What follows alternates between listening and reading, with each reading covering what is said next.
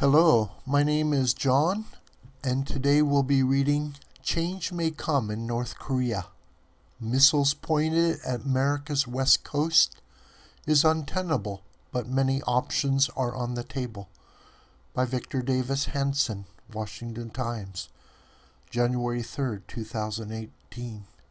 Victor Davis Hanson, a classicist and historian with the Hoover Institution at Stanford University, is the author of The Second World Wars, How the First Global Conflict Was Fought and Won.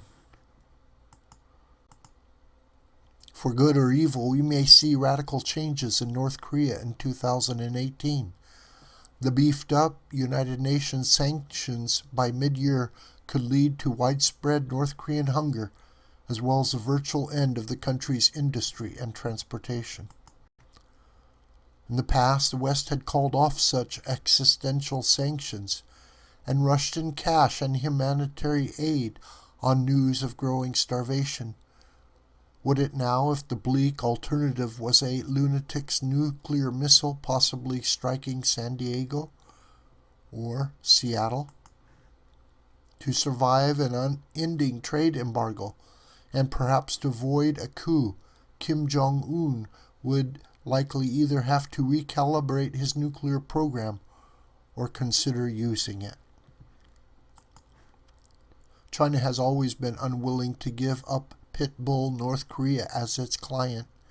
The Kim dynasty has proved especially useful over the past 30 years for aggravating and distracting the Chinese Communist government's archenemy, Japan, and its chief rival, the United States. Yet China is now worried that Donald Trump administration is as unfathomable as the prior Obama administration's strategic patience doctrine was predictable. Beijing's sponsorship of the rogue nuclear regime in North Korea could increasingly become bad business, given global anxieties over the many possible trajectories of North Korea nuclear missiles. What are some likely scenarios for 2018? The status quo. China may loudly proclaim that it is following UN commercial sanctions while it secretly offers just enough sanction-busting aid to keep Kim Jong-un afloat. It might use its leverage to force Kim to cool his nuclear rhetoric, even as it stealthily supplies embargoed fuel and food. China would then hope that an amnesiac world would move on and accept a gentler sounding, but still nuclear and thus useful North Korea. The status quo. North Korean missiles pointed at America's west coast is clearly untenable. Yet never underestimate China's faith in the therapeutic forces of Western appeasement to accept the unacceptable. Number 2. A Chinese solution.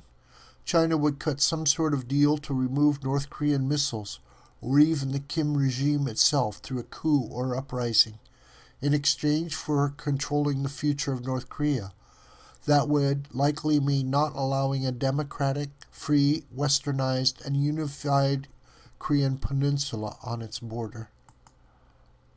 Other than disassociating itself from the future status of North Korea, the U.S. should ensure that it does not give any concessions to China to remove the nukes. Such an indulgence would only reward North Korean nuclear roguery and ensure that the cycle of the last 3 decades would be endlessly repeated. Number 3. Forced removal. Barring acceptance of the status quo or a Chinese solution, the U.S. would be forced to accept widespread malnutrition of the North Korean populace and a constant ratcheting up of pressures to eliminate Pyongyang's nuclear weapons. Such leverage might include radical bilateral trade sanctions against China. The Japanese, Taiwanese, and South Korean militaries could threaten to go nuclear. The U.S. should sponsor a Manhattan Project-style regional comprehensive missile defense system. It could also ban Chinese Communist Party officials and their families from U.S. soil. such pressures might force something quite unpredictable to happen.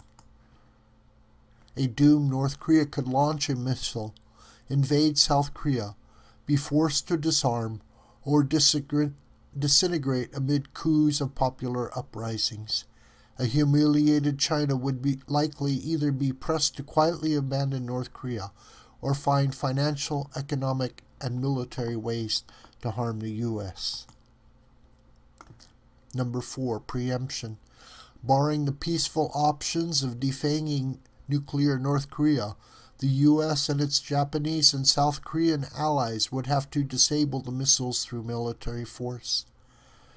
Such a nightmarish action would not be limited to surgical strikes. Instead, it would have to include massive attacks on North Korean missile sites, command and control centers, artillery and missile platforms, military bases, and weapons of mass destruction repositories.